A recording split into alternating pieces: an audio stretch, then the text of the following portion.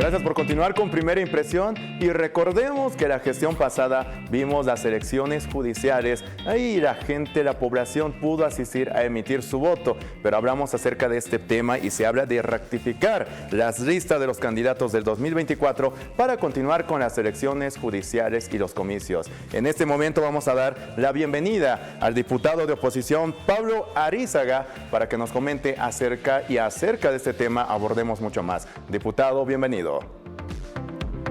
¿Cómo están? Muy buenos días, saludarlos a la distancia, pues, y claro que estamos prestos para compartir información. Diputado Arizaga, coménteme cuál es su posición respecto a la rectificación de las listas de candidatos de las elecciones judiciales. Bueno, primero señalar que estas elecciones judiciales que debieron llevarse en su integralidad nunca debió separarse en dos expedientes, tanto como se dio en el proceso que hemos vivido la pasada gestión y aquellos que quedaron pendientes para su realización. Nosotros hemos escuchado, por ejemplo, el hecho de que hay alguna cierta iniciativa, por decirlo así, del gobierno, de los diputados de la Darcista, de querer hacer un nuevo proceso. El hablar de un nuevo proceso, primero que tiene sus factores, ¿no? El hecho de reconocer un fallo que para nosotros no tiene el asidero jurídico, no tiene las líneas constitucionales y obviamente ha sido un insulto a la institucionalidad boliviana en la emisión de estos dos fallos que han sido ratificados en todo caso por el Tribunal Constitucional prorrogado. Entonces, el pensar en una nueva iniciativa sería seguir caminando sobre lo ilegal. En tanto que nosotros hemos sido consecuentes con lo que se ha hecho dentro de la Comisión Mixta de Constitución y hemos pedido de que se ratifique el proceso previo que se había celebrado y dar continuidad a las 3 semanas restantes que le restarían para poder consumir todo el proceso que ha significado las elecciones judiciales, ¿no? Son 3 semanas que le restaban a los departamentos de Beni y Pando en cuanto al Tribunal Supremo y entre el Tribunal Constitucional los 5 departamentos que ya conocemos que quedaron pendientes. Tienen el material hecho, tienen el material ya emitido por parte del Tribunal Supremo Electoral en cuanto a esos departamentos, pues lo ideal sería que se retome a partir de ese calendario que lamentablemente ha sido, vuelvo a decirlo, irrumpido por el Tribunal Constitucional prorrogado, que sus fallos obviamente están más lejos de la realidad jurídica que de lo que significa realmente lo que tiene que hacer una instancia de este tipo, ¿no? Así es, diputado Arizaga, pero coménteme, ¿cómo garantizará este proceso la legitimidad y la transparencia de las elecciones judiciales complementarias? Bueno, la mayor parte es la asistencia de la gente, ¿no? Yo creo que lo que hemos tenido en diciembre, en las elecciones judiciales parciales, por llamarlas así, por ejemplo, en el caso de La Paz, cuando se ha ido a votar para un tribunal constitucional, ha habido gente que esta vez en las ciudades, sobre todo, ya no ha cometido o no ha tenido la voluntad que se tuvo en 2017. Vale decir que esta vez han ido a votar por un candidato, ha habido un candidato que ha ganado en La Paz y que, por cierto, yo más allá de lo político, conozco al señor Arias, por ejemplo, en el caso del Tribunal Constitucional, una persona que ustedes lo conocen muy bien dentro incluso de la academia, y creo que esa ha sido la muestra más legítima de tener una persona que sí merece del respeto y del reconocimiento de la sociedad a su trayectoria académica. Evidentemente, para mí en lo personal, y esto es una opinión absolutamente particular, creo que el mecanismo del modelo de elección es fallido, no es lo más idóneo, no es un mecanismo que te va a asegurar de que vas a tener a los mejores profesionales en la mesa. Pero mientras tengamos esta constitución y tengamos un gobierno que lamentablemente comparte con este criterio de este método fallido, tenemos que jugar con las reglas que están en la mesa y las reglas del juego que están impuestas, ¿no? Diputado, coménteme qué tal vez impacto tendría la ratificación de este cronograma electoral en las elecciones judiciales. Primero que devolveríamos otra vez a la sociedad algo que nos está viniendo cercenando el Tribunal Constitucional prorrogado, que es la legitimidad de lo que se está haciendo dentro del Parlamento Nacional.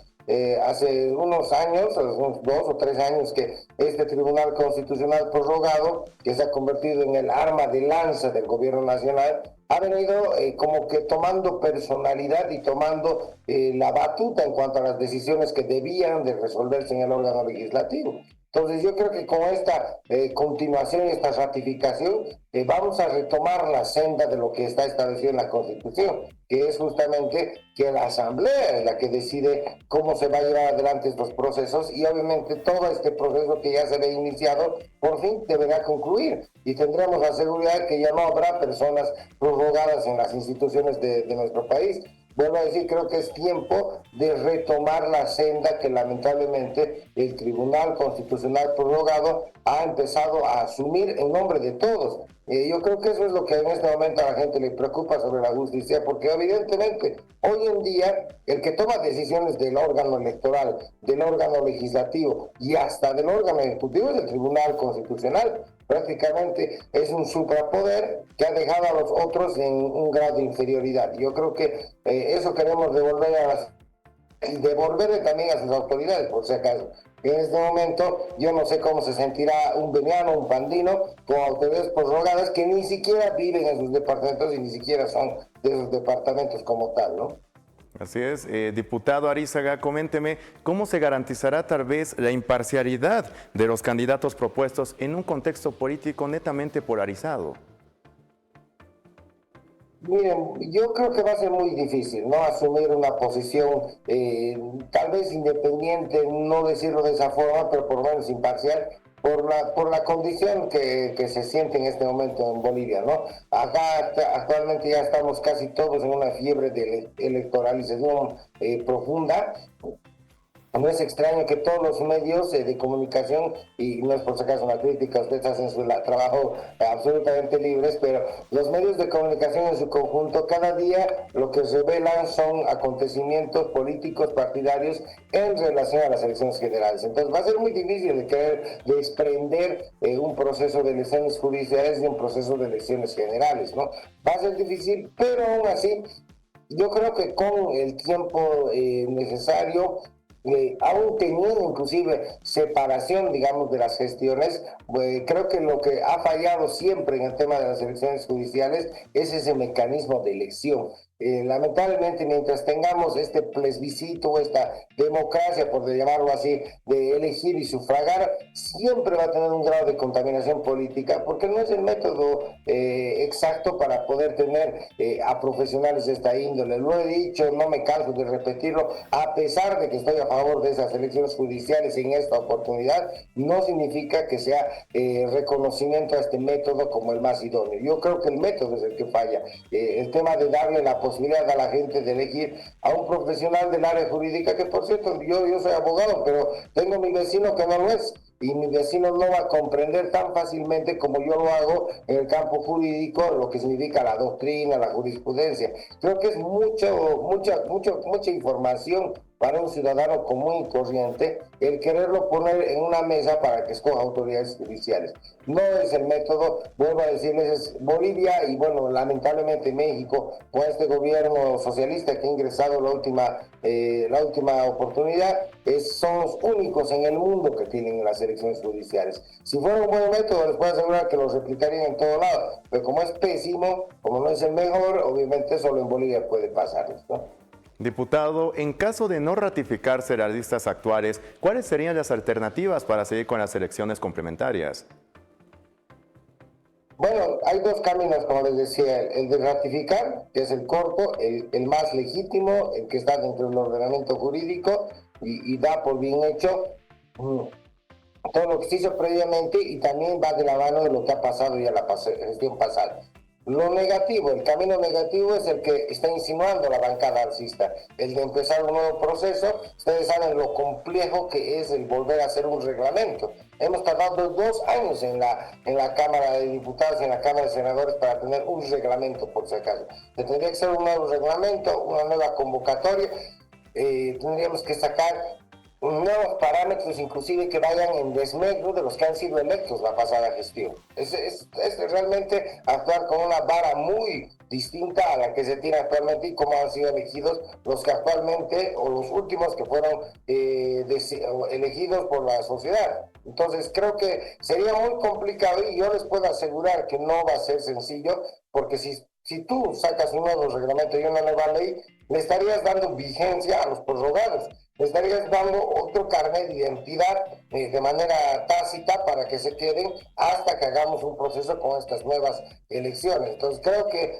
hay dos caminos, el largo, que significa que no se van a ir los prorrogados hasta Dios sabe cuándo, y es lo que quiere la bancada arcista, por cierto, y el corto, que es el de las 3 semanas, que debe dar continuidad a algo que nunca debió haber separado por temas de seguridad jurídica, ¿no?